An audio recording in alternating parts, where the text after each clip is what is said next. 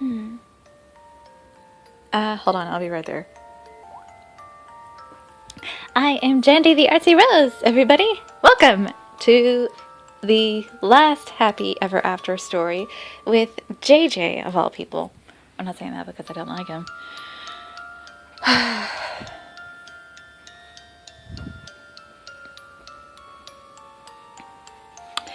Well, I wonder what his story is going to be about, because throughout all the stories that we've seen, we've had some close-ups, good ideas. We've had people trying out inventions, high-tech technology. Well, not high-tech technology, but technology from the world of the living, where technology has advanced, which kind of confuses me, because even though Philip had said that 1,900 years have passed in the land of the living since Princess Isabella and Prince Philip had died, or back when she was. It seems that the items that JJ has been making aren't more high tech than it ought to be.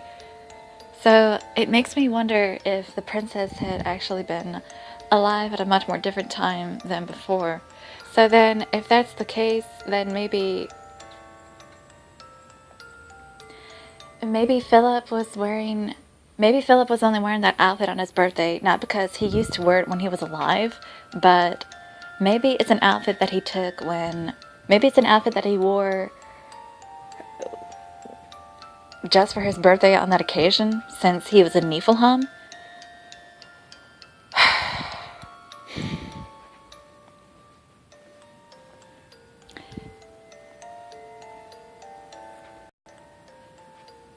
But then, what about the dress and the other items? That wouldn't make sense.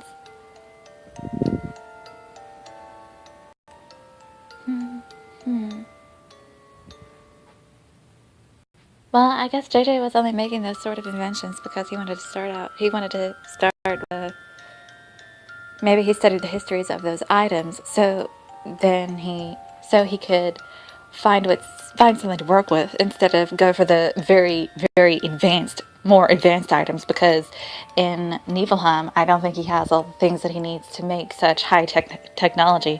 And when you think about it that way, that's probably a very good explanation. Well, let's get on with JJ. Happy ever after part with JJ.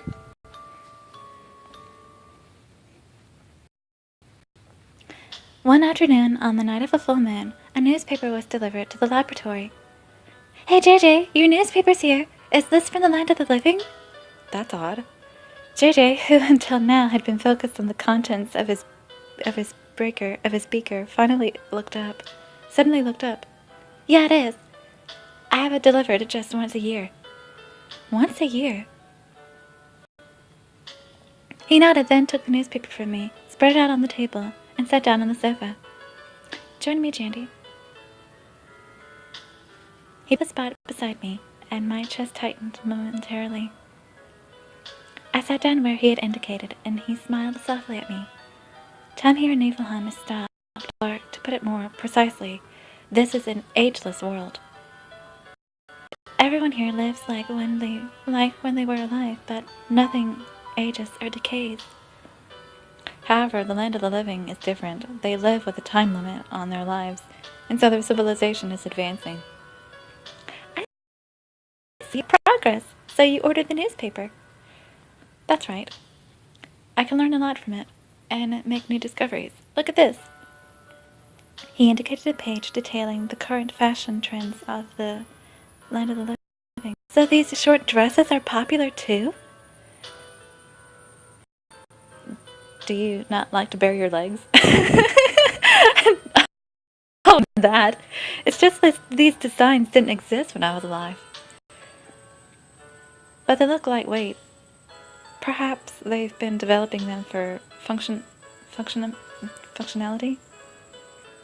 He could be right. They might be easier to move around in. "I'm sure you look good in them." "Thanks. What does it say on the other pages?" JJ turned the page. Here it tells of the development of a drug. What kind of drug? One for immortality. Immortality. Okay, yeah, we don't have anything like that. Do we? I mean, this is the 21st century. Something we don't need here in Niflheim. You're right about that. Just then, there was banging at the door. Hey, JJ, it's me! JJ and I looked at one another. That voice, I know who it is. The king! As soon as JJ opened the door, the king came hurtling into the lab and plopping himself down where JJ had just been sitting. Long time no see, my little bunny bun. She's not yours. No, don't be stuffy. I know this is sudden, but I want to ask you to... The king straightened his position, his posture, and turned to face JJ. Make me an immortality potion. What? JJ and I froze upon hearing his words. Huh? What's with you two? JJ knelt before the king, ready to ask him all the details. I watched them silently. Your Majesty, surely we do not need immortality potions in this kingdom. We do. Could I ask you why? JJ sat back as he earnestly asked the king his intentions. Don't ask me questions, just make it. He seems pretty serious. The king seemed to be at his wits' ends. He moved in closer to JJ. I understand. However, I do not know if I'll be able to. Yeah, well, so long as it can preserve one's present form, I don't mind. By now, the king seemed a little more cheerful than when he had arrived. As he left, JJ's murmured words followed him. An immortality potion, huh? Then... seriously, I'm dumbfounded. Why would Jean need an immortality potion? Well, I had a feeling that should be making something in his scenario, in this event story. An immortality potion was not my first guess. So... But why? Why need immortality when you're in an ageless world? One day, after JJ had started working on her potion, JJ and I had come to Lollipop Mountain to pick medical plants. Hey, we're collecting water from the spring, too, okay? Right? Yes, it's a type of alcohol essential in the creation of liquid medicine. It's consumable, but I wouldn't advise against drinking it. It's booze. I filled the glass bottle I had brought with the liquid and stowed it in my bag. What else do we need? A golden apple, and no one has ever seen one. But I think there is someone familiar with them. Oh! Aha! We both remembered her at the same time, the witch named Amethyst.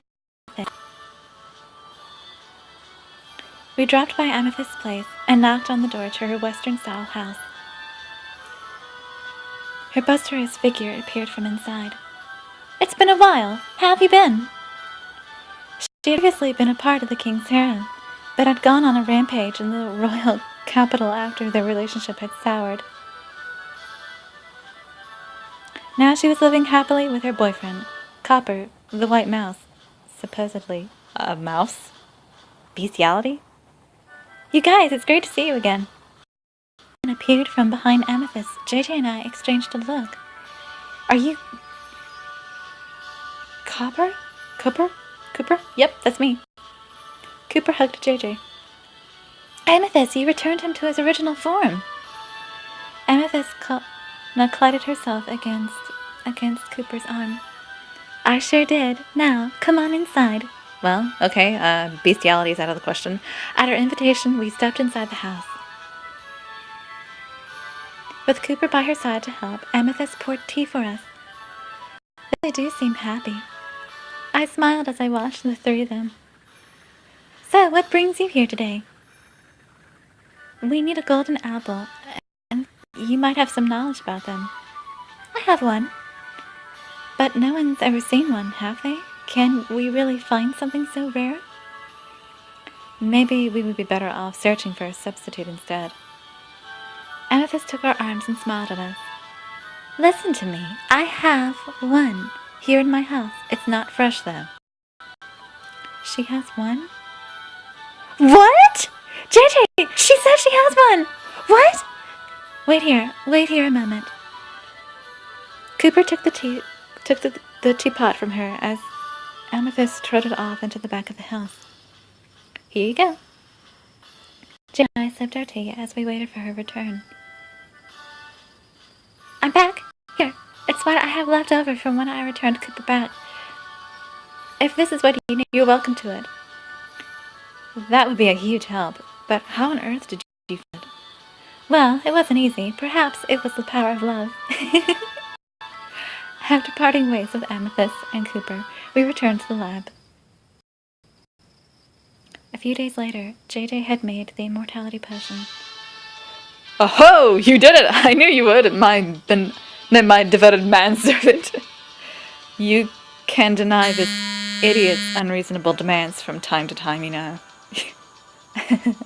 Unfortunately, since I do not know its purpose, I don't know if it will live up to His Majesty's expectations.